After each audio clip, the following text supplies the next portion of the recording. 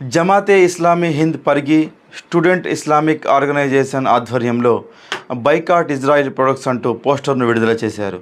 ఈ సందర్భంగా SIO Vikarabad president Afnan, Jamaat e Islami Hind Parigi president Mohammed Adil మాట్లాడుతూ ఇజ్రాయిల్కి సంబంధించిన ప్రొడక్ట్స్ను ఎవరూ కొనుక్కోకూడదని, వాటిని వాడకూడదని సూచించారు.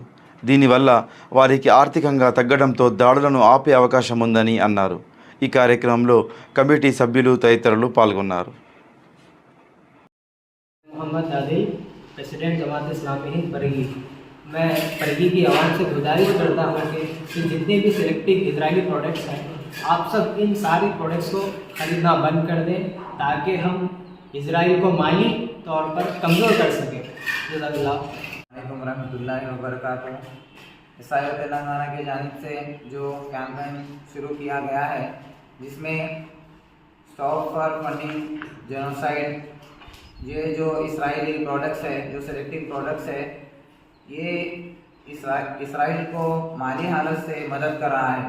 तो मैं सारे मुसलमानों से गुजारिश करता हूँ कि ये सेलेक्टिव प्रोडक्ट्स को यूज़ करना बंद करें और बॉयकॉट करें।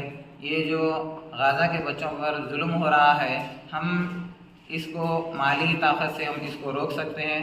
मैं आप सब से गुजारिश करता हूँ कि ये चीज़ें बॉयकॉट करें। जज़ाकल्लाह।